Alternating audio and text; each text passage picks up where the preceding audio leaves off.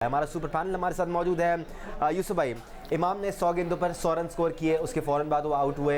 एक तनकीद का निशाना पाकिस्तानी बैट्समैन को इसलिए बनाया जाता है कि वो अपनी इनिंग्स खेलकर टीम के लिए खड़े नहीं रहते, वो आउट हो जाते हैं।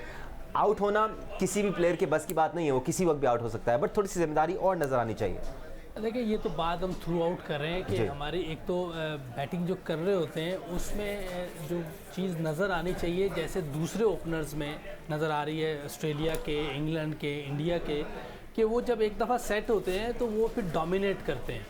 वो रन बॉल या बॉल ज़्यादा खेल के रन कम नहीं कर रहे होते, उनके बॉल कम होते हैं और रन ज़्यादा होते हैं। आप मसलसल जो इन तीन टीमों के ओपनर्स की बैटिंग देखें तो वो इस तरह नज़र आ रही है, और वो जब सेट होते हैं फिर लंबा चलते हैं ताकि एक दफ़ा दूसरी टीम को ख़त्म कर दें। सिकंदर बाग, अब्दुल रज़ाक, याही हुसैनी हमारे साथ मौजूद हैं। सिकू भाई, 316 रन। आप इजाजत दें तो एक सवाल मैं रज़ाक से करना चाहूंगा। श्योर सर, श्योर, आ जाइए। रज़ाक, आपको नहीं लगता कि पाकिस्तान इतना स्लो खेल के भी 315 कर गया 50 ओवर की बैटिंग में?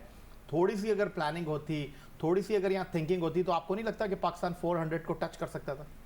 नहीं, डेफिनेटली देखिए, सिचुएशन बड़ा काउंट करती है और पाकिस्तान टॉस जीता, पहले बैटिंग करने की, लॉर्ड्स का बड़ा अच्छा विकेट था। और बात यही है कि आप किस फ्रेम माइंड से खेल रहे हैं। और अभी मामूल हक हमने इंटरव्यू भी सुना, और अगर वो जितनी उन्होंने बातें की हैं, अगर वो कहते हैं हमने क्वालिफाई नहीं किया, हम डिसपॉइंटमेंट है, हमें बड़ा अफसोस हुआ कि जिस तरह की हमारी टीम थी, कम्बिनेशन अच्छा था, हमें क्वालिफाई करना चाहिए था, हमें ये करना चाहिए था, इस तरह की बात नज़र नहीं आई। इससे साफ ज़ाहिर हुआ है कि जो ये मैच खेल रहा था उसने अपने ही परफॉर्मेंस को क्राइटेरिया सामने रखा कि मैंने यहाँ परफॉर्म करना है। इवन कि इतना ईजी बॉल आ रहा था, जैसे बांग्लादेश की बॉलिंग भी इतनी कोई सॉलिड नज़र नहीं आई, तो उसके मुताबिक वही चीज़ आ जाती है कि आपका फ्रेम माइंड क्या है, आपने पाकिस्तान के लिए खेलना है या अपने लिए खेलना है या अपनी परफॉर्मेंस के लिए खेलना है।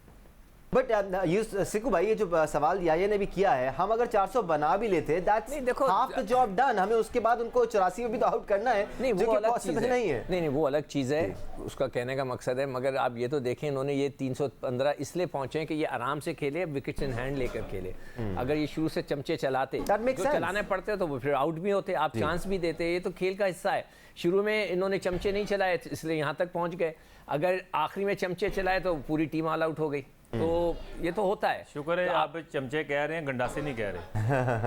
नहीं, वो पंजाब में होते हैं, इंग्लैंड में चमचे चलते हैं। तो उनको जो है तेज खेलने की वजह से आखिरी में विकेटें गिरी हैं। डंडे भी चले सिकू भाई, अगर आपको याद हो लीड्स में। नहीं, वो तो मतलब वो मैच जो था वो बांग्लादेश के साथ नहीं था ना, वो तो ऐसे लोगों के साथ था जो अभी नए नए आए, उनको भी आप भी वैसे खेल रहे हैं जैसे आज पाकिस्तान के बैट्समैन। नहीं, जैसे तमीज़ और तहजीब उनको अभी तक पहुंची नहीं है, तो आई एम श्योर जब वो पहुंच जाएगी तो वो भी सुधर जाएंगे। तो जब आप तेज़ खेलने की कोशिश करते हैं, 400 का टारगेट लेने जाते, तो शायद इतने रन्स ना होते, फिर वो प्रॉब्लम ही होती है। नहीं, आपको सीखो भाई, ये देखें ना, आपने सिचुएशन के मुताबिक खेलना होता है, ये अपने मुताबिक खेलना होता है। अगर कोई ट्राई तो करनी चाहिए थी ना, कोई शुरू से नजर आता है कि हिटिंग करने में जरूरी नहीं कि आप विकेट देते हैं, हिटिंग में आप कामयाब भी हो सकते हैं। 60 बॉलों पे जैसे हमने पहले सोचा हुआ था कि हमें यहाँ पे सिर्फ मैच जीतने के लिए जाना चाहिए, इसलिए कि वो इतने हकीकत पसंदीदा क्या कहते हैं, हकीकत पसंदाना। हकीकत पसंदाना वो नहीं था ये टारगेट कि आप 400 कर लें, उनको 84 पे आउट कर लें। It's not that easy. तो इसलिए उन्होंने बेहतर, जैसे मेरी भी ये ओपिनियन थी कि जाएं और मैच जीतें। बिल्कुल सिकंदर, आज थ्रू आउट द डे हम ये बातें भी करते रहे कि रियलिस्टिक गोल्स अपने सामने रखने चाहिए। सिकू भाई, बिल्कुल जिस तरह सिकू भाई बात कर रहे हैं, अगर आप 400 का टोटल अपने सामने रखते तो कभी इम्कान हो सकता था कि पाकिस्तान की पार्टनरशिप ना लगती है, तेज़ खेलने के चक्कर में अपने विकेट गंवा देते, मिडिल ऑर्डर आपका नहीं चला आज भी, तो काफ़ी डिफरेंट सिचुएशन हो सकती थी। तो पाकिस्तान ने आज सेफ खेला, उसके बावजूद टोटल अच्छा आया। आपको लगता है आसानी से डिफेंड कर लेंगे हम ये टारगेट? यूसुफ भाई देखें, ये अगर टोटल डिफेंड नहीं होना तो फिर कोई भी नहीं हो सकता, क्योंकि विकेट अब जो है, जो सेकंड हाफ होता है, इसमें थोड़ी सी मुश्किल हो जाती है, क्योंकि ड्राई कंडीशन है, रिवर्स स्विंग होगा, टर्न होगा। इस सिचुएशन में अगर हमें बैटिंग करनी पड़ जाती, उन्होंने 290 या 300 भी किया होता तो हमें मुश्किल हो जानी थी। तो हमारी बॉलिंग क्योंकि स्ट्रॉन्ग है, और उस स्ट्रॉन्ग बॉलिंग को दिखाना भी है कि हम स्ट्रॉन्ग है, 60-70 रन से ये मैच जीतना चाहिए। इंडिविजुअली कुछ प्लेयर्स को डिस्कस करना यहाँ पर बहुत ज़्यादा ज़रूरी है। रज़ाक, आपसे आगाज़ करता हूँ। मोहम्मद हफीज़ से मुतालिक आप सबकी मैं राय जानना चाहूँगा। आज आपको लगता है उन्होंने अपना आखिरी पाकिस्तान के लिए वनडे खेला है या आगे भी वो आपको खेलते हुए नजर आएंगे? हम through out the world cup उनके डिसमिसल्स को देखें तो उन्होंने पार्ट टाइम बॉलर्स को अपनी विकेट्स दी हैं, अपनी विकेट्स गंवा के गए हैं। आज भी बहुत टाइम उन्होंने स्पेंड किया विकेट पर, लेकिन फिर कैपिटलाइज नहीं कर पाए उस चीज़ को। तो उनका सफ़र ख़त्म समझें हम या आगे भी नजर आएंगे हमें वो? देखिए, अगर ओवरऑल देखा जाए तो बात जो नज़र आ रही है, इन्होंने 9 मैचेस खेले और जिस तरह की इन्होंने परफॉर्मेंस दी है वो हो सकता है कि ये समझते हो कि जब मिडिल ऑर्डर का बैट्समैन नहीं हूँ, मैं ओपनर हूँ, तो मैं इतना अच्छा परफॉर्म नहीं कर सका। और सबके सामने परफॉर्मेंस है। मेरे कहने से ये टीम से बाहर नहीं होंगे, मेरे कहने से टीम में इन नहीं रहेंगे, पर ये कि परफॉर्मेंस वो चीज़ जो देनी चाहिए थी वो नज़र नहीं आई इनकी तरफ से। और देखा जाए तो इनके जितने डिसमिसल आउट हुए हैं ये बिल्कुल हाफ शॉटेड मारते हुए हैं। मुझे नहीं समझ नहीं आती कि जब आपने मारनी होती तो शॉट तो पूरा टाइम लेके और पूरी एनर्जी से बैट को घुमाना चाहिए, तो फिर जाके आपकी बॉल अगर मिडल भी नहीं होती बैट में तो छक्का या चौका हो सकता है। तो ये अपनी विकेट थ्रो करके जा रहे हैं, हालांकि इतनी कोई सिचुएशन मुश्किल नहीं थी, बॉलर भी इतने मुश्किल नहीं थे। तो एक या तो बड़े अच्छे बॉलर थे जिनके खिलाफ आप स्ट्रगल कर रहे थे, आप जिस तरह चाहें उनको खेल रहे थे। जब ऐसी बॉलिंग आ जाती है जैसा आप चाहते हैं वैसे खेलते हैं, तो फिर उसके मुताबिक इनको शॉटें खेलनी चाहिए। तो अगर ये प्रॉपर खेलते तो इससे ज़्यादा भी रन कर सकते थे। बिल्कुल। मोहम्मद हफीज़ अगर अपनी परफॉर्मेंस से मुतमईन है तो उनको शकीब अल हसन और मुशफिकुर रहीम के स्टैट्स दिखाने बहुत ज़रूरी है कि इस तरह खेलते हैं सीनियर प्लेयर्स और अपनी टीमों को इस तरह मैचेस जितवाते भी हैं। यूसुफ भाई, आपको क्या लगता है हफीज़ की परफॉर्मेंस कैसी रही है इस वर्ल्ड कप में और आगे आप उनका क्या मुस्तकबिल देख रहे हैं? नहीं, मैंने तो चैम्पियंस ट्रॉफी के बाद ही कह दिया था कि अब इनकी जगह कोई नए प्लेयर ढूंढने चाहिए, क्योंकि देखिए एक तो एज भी बढ़नी थी, क्योंकि 2 साल पहले चैम्पियंस ट्रॉफी खेले थे, अब 2 साल बाद वर्ल्ड कप था, तो ये फ़र्क तो पड़ना था। लेकिन कोई इन्होंने मुतबादल नहीं ढूंढे और परफॉर्मेंस आपके सामने है।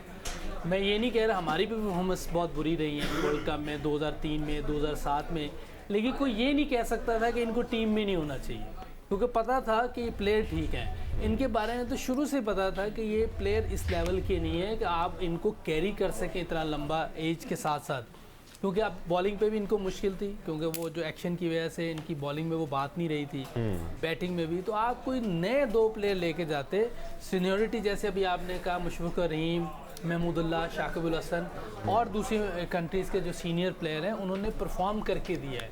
हमारे प्लेयर ने परफॉर्म नहीं किया, सीनियर प्लेयर ने, बल्कि जूनियर्स ने परफॉर्म किया है। आप अपना बाबर आजम और हारिस फेल ने बहुत ज़बरदस्त परफॉर्म किया है। उन लोगों ने परफॉर्म ये नहीं कर सका। अगर ये करते तो हो सकता है कि बहुत अच्छी पोजीशन आई थी। तो जहाँ तक आपके सवाल है, मेरा ख्याल है कि आप तो जो इनको सेलेक्ट करेगा वो पाकिस्तान के साथ ज़्यादती करेगा जो भी खिलाएगा। Senior sports journalist Abdul Majid Bhatti हमें ज्वाइन कर चुके हैं और हफीज़ के पॉइंट ऑफ व्यू से हम भट्टी साहब से बात कर लेते हैं। भट्टी साहब, 2-3 चीज़ें कंफर्म कर दें ज़रा। शोएब मलिक की एक तो रिटायरमेंट का कंफर्मेशन आ गया है, वो तो पहले उन्होंने 1 साल पहले कह दिया थे मैं वर्ल्ड कप के बाद रिटायरमेंट ले लूंगा। नहीं, मगर दानिश T20 में शामिल है इसमें? नहीं, ये T20 शामिल नहीं है उसमें, वनडे क्रिकेट की बात की थी उसने। मैं आता हूँ, बट भट्टी साहब, ऐसी कोई बातें हुई हैं वहाँ पर कि हफीज़ भी रिटायरमेंट लेने के बारे में सोच रहे हैं या भी उनका ऐसा कोई प्लान नहीं है? देखें, दानिश इस टूर्नामेंट से पहले ही शोएब मलिक अनाउंस कर चुके थे कि वो वर्ल्ड कप के बाद वनडे क्रिकेट से रिटायर हो जाएंगे और वर्ल्ड T20 जो हो रहा है, T20 वर्ल्ड कप अगले साल ऑस्ट्रेलिया में, तो वो T20 को भी खैरबाद कह देंगे। उसके बाद मतलब वो अभी भी सोचते हैं कि वो वर्ल्ड T20 खेल सकते हैं, वहाँ पर उनकी जगह बनती है। खेल सकते हैं, लेकिन जो इत्तलात आ रही हैं कि अब पाकिस्तान क्रिकेट बोर्ड नए खून की तरफ जा रहा है, क्योंकि क्रिकेट बोर्ड में भी बहुत सारे जो पुराने मुलाजमीन थे उनको निकाल दिया गया है, और इसी तरह टीम में भी इस टूर्नामेंट के बाद कहा जा रहा है कि शायद हफीज और शोएब मलिक का जो कैरियर है वो खत्म होता हुआ नजर आ रहा है। लेकिन ये यहाँ पर सारी गॉसिप्स हैं। अब नई मैनेजमेंट जब आएगी, टीम मैनेजमेंट आएगी, नई सिलेक्शन कमेटी आएगी, उसके बाद देखना है कि वो क्या प्लान लेकर आते हैं, इसी प्लान को कंटिन्यू करते हैं या अपना कोई नया विजन लेकर आते हैं। लेकिन इत्तलात यही है कि अब नए लड़के आएंगे और नई टीम तैयार की जाएगी। ठीक है, इत्तलात तो ये है कि नए लड़के आएंगे और नई टीम तैयार की जाएगी। भट्टी साहब हमारे साथ ही रहेगा, आपसे मज़ीद अपडेट्स भी लेते हैं। बट सिकंदर बख्त, आपकी क्या राय है हफीज़ से मुतालिक इस वर्ल्ड कप में परफॉर्मेंस? और बस ठीक है, देखें उसकी परफॉर्मेंस, उसकी बॉलिंग जो थी वो जब से वो ख़त्म हुई है ना बॉलिंग, तो उससे उसकी वो जो वैल्यू थी, उसकी जो एक यूटिलिटी थी वो ख़त्म हो गई है। बॉलिंग के साथ वो बहुत ही ज़्यादा ठीक थे, वो स्ट्रॉन्ग थे कैंडिडेट, और इस वर्ल्ड कप के लिए बन सकते थे, इसलिए कि हमारे पास एक जेन्युइन ऑलराउंडर नहीं था। मगर जैसे ही उनकी बॉलिंग के ऊपर जो पाबंदी लगी है और उनके सवालात उठे हैं, उसके बाद उनकी बॉलिंग में वो जान या स्पार्क नहीं रहा, जिसकी वजह से वो मार खा गए। अब मेरे ख्याल से इन दोनों हजरात को पाकिस्तान की क्रिकेट से खुदा हाफिज़ कह के जो भी लीग्स में खेलना चाहें दुनिया भर की जाकर खेलें। और मैं फिर यहाँ पे रिक्वेस्ट करूँगा उन सारे लोगों से जो उनकी सिफारिशें करते हैं, वो हफीज़ की नहीं, मैं हफीज़ की बात नहीं कर रहा, मैं शोएब मलिक की खास तौर पे, जो उनकी सिफारिशें आती हैं खुदा के लिए ना करें। पाकिस्तान की क्रिकेट और क्रिकेट बोर्ड को स्ट्रॉन्ग बनना है। यहाँ पर क्रिकेट बोर्ड को ये स्ट्रॉन्ग अगर नहीं बनेगा तो फिर ये चक्कर चलते रहेंगे। क्रिकेट बोर्ड स्ट्रॉन्ग हो जाएगा तो इट्स वेरी सिंपल, वो उनको बुला कर कहेंगे यार नहीं सॉरी आप ऐसा करें, आप रिटायरमेंट ले लें, ख़त्म हो जाएगी बात। वो आके कौम से माफ़ी मांगे या ना मांगे उनकी मर्ज़ी है, खुदा हाफिज़ कह दे, उसमें कौन सी परेशानी की बात है।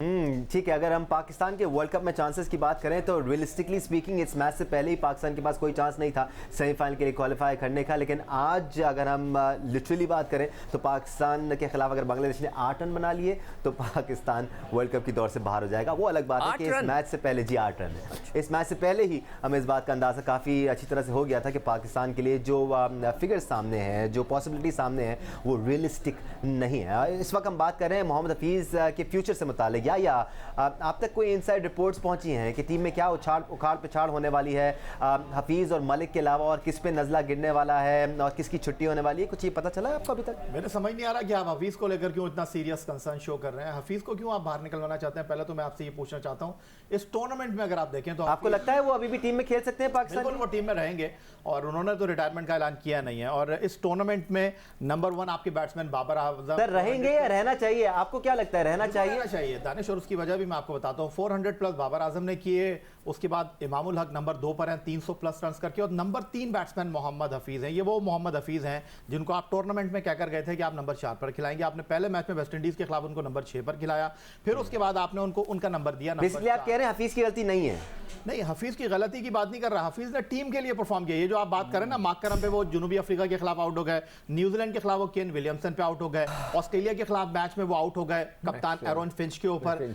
बात दरअसल ये, हफीज़ अगर चाहते तो ट्रेंट ब्रिज नॉटिंघम में अपने 100 के लिए जाते। वो अपने 100 के लिए नहीं गए, उन्होंने पाकिस्तान टीम के बारे में सोचा, उन्होंने रन किए। आप बॉलिंग तो आप खुद नहीं करा रहे उनसे कप्तान, तो वो क्या कर सकते हैं? दूसरी तरफ एक सीनियर प्लेयर टीम में होना चाहिए अगर वो परफॉर्म कर रहा है। ऐसी परफॉर्मेंस हफीज़ की नहीं है जिस पे आप उनको कहेंगे थैंक यू वेरी मच। ठीक है, या हमें एक ब्रेक लेनी है, हम ब्रेक से वापस आते हैं, इस पॉइंट को मजीद कंटिन्यू करेंगे, मजीद जानेंगे कि जो 3-4 मैचेस में हफीज़ ने अपनी पार्ट टाइम बॉलर्स को विकेट दिए, क्या वो ठीक था? क्या हम ये एक्सपेक्ट करते हैं सीनियर प्लेयर से? ब्रेक लेके वापस आते हैं, मजीद बात करेंगे इस बारे में।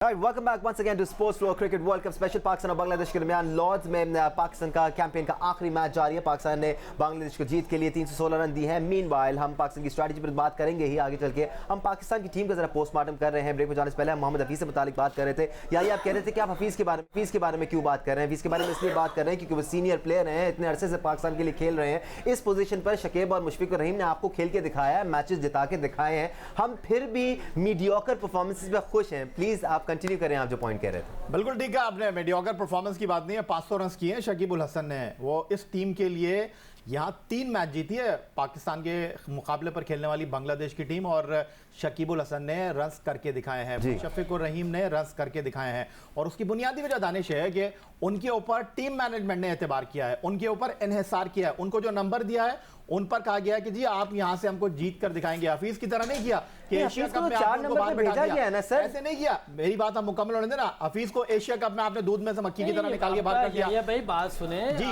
ये देखें सीनियर प्लेयर का मकसद ये होता है कि कुछ करना है। मैंने अपनी अभी कहा ना कि हमने 2003-2007 में नहीं कुछ किया, तो कैसे हम कह सकते हैं कि हमने कोशिश की, हमने 100 करने की कोशिश नहीं की, हमने मैच जीतने की कोशिश की? भाई आपने मैच जितवाना था, इतनी सान सिचुएशन थी, उस पर आप नीचे खेलते रहे। आप आज भी कैच दे के रखे, 4-5 मरतबा आप एक ही तरह आउट होते रहे, फिर स्टेन से 17 दफ़ा आउट हो जाएं। आप किस तरह कह सकते हैं वो टेक्निकल अच्छे बैट्समैन? अगर मेरी बात मुकम्मल हो जाए तो आप भी बैठे हैं रज़ाक भाई, नहीं ये 30 सेकंड आप मुझे बात सुन लेना। आपको मेरे 4 ओवर याद थे कि मैंने 4 ओवर में 50 रन दिए।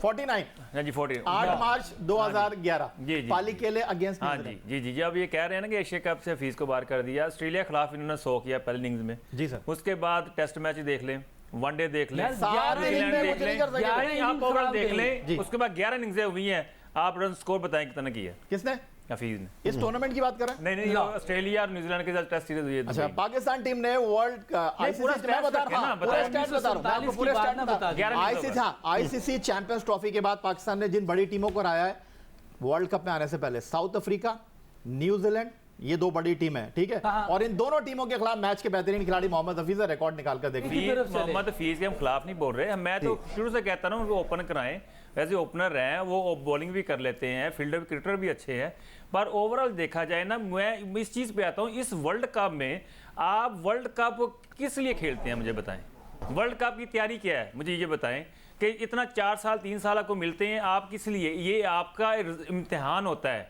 जो फाइनल इम्तिहान होता है ना वर्ल्ड कप, उसे कहते हैं कि यहाँ प्लेयरों की परफॉर्मेंस क्या है, वो परफॉर्मेंस जो टीम को आपको ऊपर लेके जाए, सेमीफाइनल तक लेके जाए, फाइनल तक लेके जाए, इसे कहते हैं परफॉर्मेंस।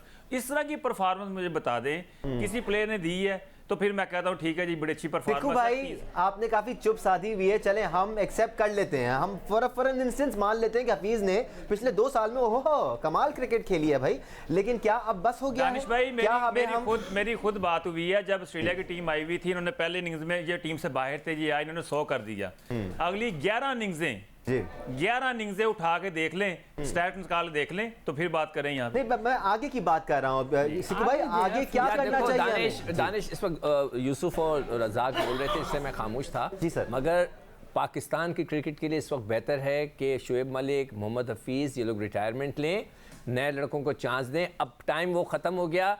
हमारे मुल्क का अलमिया ये है कि हमारे यहाँ कुछ लोग ऐसे हैं कि वो बस ये पीछे पड़े होते हैं कि ये सीनियर है, इसके साथ ज्यादती होगी, इसको खिलाओ, दोबारा खिलाओ, एक और मौका दो। फॉर गॉड सेक 38 ईयर्स के सब हो गए यार, अब क्या खेलेंगे, अब क्या जान लेंगे भाई पाकिस्तान की। खुदा के वास्ते अपने आप को खुद एनालाइज करें। तो सिकंदर बख्श साहब, आपको यही याद आए कि 38 ईयर के वो 42 साल की उम्र में मिसबाह भाई मैं चले गए, आपने 73 साल के पाकिस्तान क्रिकेट बोर्ड के चेयरमैन बन गए, पाकिस्तान टीम के मैनेजर 67 साल के बन गए। चेयरमैन बनने के लिए कोई उम्र की नहीं होती। और जितना क्रिटिसाइज मैंने मिसबाह को किया है, आपको मैं वो क्लिप दिखा देता हूं जब उसने बोला कि सिकंदर बख्श साहब अब खुश हो जाए, मैं छोड़ रहा हूं, ये भी दिखा दूंगा मैं कितना मैं पीछे। अभी तो भाई मैं कोई I was not in the power, मैं तो बोल सकता था। मुझे एक बात बता दें, क्या एक शख्स 42 साल की उम्र तक खेल गया तो बाकी सारे भी खेल जाए, ये तो कोई बात नहीं हुई ना यार, मतलब अजीब सी बात है यार। मतलब एक खेल गया तो बाकी सारे भी खेलते होता है। जो क्रिकेट बोर्ड का चेयरमैन होता है वो ह्यूमन सीनियर खिलाड़ी होता है, सीनियर बंदा होता है। एक बात करूं, कोई जेन्युइन प्लेयर हो ना तो वो 40 तक खेल भी ले, कोई बात नहीं, रिफ्लेक्सेस लो होने के बावजूद भी, क्योंकि उसकी टेक्निक उसको बचा रही होती है। लेकिन ये तो बिल्कुल ही सिनारियो ही चेंज है। यहाँ संगाकारा जैसे अजीम प्लेयर, एबी डिविलियर्स जैसे अजीम प्लेयरों ने अपनी 30s में क्रिकेट छोड़ दी, अपनी पीक पर क्रिकेट छोड़ दी, बट खैर वो दुनिया के प्लेयर हैं, वो पाकिस्तानी प्लेयर नहीं है जिनको धक्का देके बाहर निकालना पड़ता है, वो खुद रिजाइन नहीं करते। यार इस मुल्क के साथ प्रॉब्लम ही यही है कि हमारे बड़े प्लेयरों ने कभी भी इज्जत के साथ छोड़ी नहीं, हमेशा उनको फिर वो कहते हैं हमारी इज्जत नहीं होती। भाई आप खुद एनालाइज कर लो कि कब आपने सिकंदर बख्श साहब खुद आप अंदाजा लगा लें। यूनुस खान ने रिटायरमेंट ली टेस्ट क्रिकेट से, यूनुस खान ने वनडे क्रिकेट से रिटायरमेंट ली, मोहम्मद हफीज ने बाकायदा टेस्ट क्रिकेट से रिटायरमेंट ली। भाई आपके यूनुस खान को आप कहते हैं कि यूनुस खान कहते हैं कि जी वो मैं तो याया की वजह से सर्वाइव किया, वरना मैं तो क्रिकेट छोड़ गया था। मैं किसी को टीम में डलवा सकता हूं ना, मैं टीम से निकलवा सकता हूं। भाई वो तो कहते हैं, आप तो उसका क्लिप आप मुझे बताइए। मैं मानता हूं यूसुफ, मैं यूनुस खान को मना नहीं करता है, यूनुस खान बहुत बड़ा खिलाड़ी है। सिकंदर बख्श साहब, जो आपके एडमिट कार्ड पे मैट्रिक में लिखा होता है ना कि आपने एक ना ख्वांदा बंदे को ख्वांदा बनाना है, तो मैं इस बात को 100% ओन करता हूं। मैं इस बात का क्रेडिट लेता हूं कि पाकिस्तान का अगर एक बैट्समैन है, पाकिस्तान ने 1952 में क्रिकेट स्टार्ट किया है, पाकिस्तान की 50 साल क्रिकेट की तारीख में सिर्फ एक बैट्समैन 10,000 रन बनाने में कामयाब हुआ है। अगर मैंने थोड़ा सा उसको पुश कर दिया तो कोई गलती नहीं की, नहीं होता क्या होता। 83 में टेस्ट स्टेटस मिला श्रीलंका को, उनके 2 बैट्समैन जिन्होंने टेस्ट क्रिकेट में 10,000 रन। हमारे पास तो लेग पुलिंग इतनी है कि हमने किसी को बनने ही नहीं दिया, किसी को रन ही नहीं करने दिए, तो ये किसका कसूर है मुझे बताएं। अगर यूनुस खान ने 10,000 रन कर लिए, मेरे नाम लेता, मैं तो इसको ओन करता हूं, मैं तो बड़ा अगर आप अभी आप कह रहे हैं ना कि उसके अलावा कोई मतलब कोई प्लेयर ही नहीं है। नहीं, आप देखें, आप पूरी बात सुना करें। 10,000 रन उसने किया, इज्जत से रिटायरमेंट की बात कर रहा हूं मैं, इज्जत से रिटायरमेंट की। ठीक है, चलिए अब ये भी आप पॉजिटिव बात देखें या इसको नेगेटिव तौर पे लें, लेकिन ये भी कितने अफसोस की बात है, प्लेयर ने छोड़ा है अपनी, ये भी कितने अफसोस की बात है। आप तो हमसे ज्यादा क्रिकेट को जानते हैं। अगेन टाइम खत्म हो रहा है हमारे पास, थोड़ा सा हमें भट्टी साहब से एक सवाल भी करना है। निकाला गया, मुझे बताया कितने लोगों ने रिटायरमेंट लिया। बिल्कुल सही कह रहे हो भाई, अच्छे लोग भी होते हैं, मैंने टूर कहा खत्म होता है उसके बाद उनकी बुक पैक हो जाती है। भाई कितने लोग हैं, बिल्कुल सही कह रहे आप हो। बताइए 2003 में तो आप टीम के साथ थे ना। नहीं भाई, मैं कब मना कर रहा हूँ, एक दो लोग होते हैं कि जो इज्जत के साथ जाते हैं, उनमें यूनुस खान इज्जत के साथ गए, मैं बिल्कुल मान रहा हूँ इस बात को। आई पर्सनली बिलीव, अगर आप लोग इजाजत दें तो ये भी बहुत ही अनफॉर्चुनेट और बहुत ही अफसोस की बात है कि हमें पाकिस्तान की तारीख टटोलने पर एक नाम नजर आता है। एक नहीं, दो तीन और भी होंगे। चले दो तीन और तालियां बजानी चाहिए, हमें स्टैंडिंग ओवेशन देनी चाहिए। बिल्कुल। दो से तीन लोग हैं। आपके प्राइम मिनिस्टर ने रिटायरमेंट नहीं ली, क्या बात कर रहे हैं सर? अब आप क्रिकेट से छोड़कर आप पॉलिटिक्स में चले जाएं तो एक अलग बात हो भाई के जाएगी, लिए क्लैप कर दें, पॉलिटिसाइज हो जाएगा। भट्टी साहब, let's talk about the match. 316 run का हदफ दिया है, स्पिरिट कैसा नजर आ रहा है आपको इस वक्त ग्राउंड में? आपको सब सही नजर आ रहा है? क्योंकि कल की टिकट्स तो कट चुकी हैं, प्लेयर्स का फ्रेम ऑफ माइंड आपको कैसा नजर आ रहा है? क्योंकि इमाम मलिक तो कहते हैं कि हमने अच्छी क्रिकेट खेली है। लेकिन दानिश, इस बहस में पढ़ने के बजाय मैं एक नई आपको अपडेट देता हूँ कि पाकिस्तान टीम अब ग्राउंड में एंटर हो रही है और सरफराज अहमद जो इनिंग जारी नहीं रख सके थे, आखिर में एक गेंद खेलने आए थे, अब वो विकेट कीपिंग करने आ रहे हैं। तो पाकिस्तान की टीम ग्राउंड में दाखिल हो रही है उस 315 रन के हदफ को डिफेंड करने के लिए। सरफराज अहमद जिनके बारे में खदशात थे कि शायद विकेट कीपिंग नहीं कर सके, वो विकेट कीपिंग करने आ रहे हैं। माहौल बहुत अच्छा है, बड़ी जबरदस्त। लेकिन यहाँ तकरीबन कोई 22-23 साल पहले इंडिया की टीम ऐसी थी जिसने 300 रन को डिफेंड किया था लॉर्ड्स के ग्राउंड पे। तो आज तक यहाँ 300 रन 22 साल पहले इंडिया ने डिफेंड किए थे। तो पाकिस्तान के लिए अच्छा मौका है कि प्राइड के साथ ये टूर्नामेंट खत्म करे, एटलीस्ट 5वीं पोजीशन हासिल करे। भट्टी साहब, आपने खबर दे दी, खबर और भी दे दें हमें। ये जो सरफराज अहमद आपने कहा जख्मी बाजू के साथ विकेट, ठीक है, हमारे पास टाइम नहीं है, हम 7 बजे से कंटिन्यू रखेंगे सर। टाइम नहीं है, आगे फिर मसले हो जाते हैं, आपको तो पता है, आप जानते हैं, आपसे बेहतर कौन जानता है। ठीक है, पाकिस्तान ने बांग्लादेश को जीत के लिए 316 रन का हदफ दिया है। सरफराज अहमद जिनकी कोनी पर बॉल लगी थी, वो इस वक्त पाकिस्तान के लिए विकेट कीपर सवाल है। अगर आगे कोई उनको मसला होता है तो कौन विकेट कीपिंग करेगा, we keep an eye on that as well. Pakistan की बॉलिंग फॉर्म्स पर भी हम जायजा लेते रहेंगे। एक ब्रेक लेने का टाइम हो गया है, जी न्यूज़ के साथ रहें, अल्लाह हाफिज़।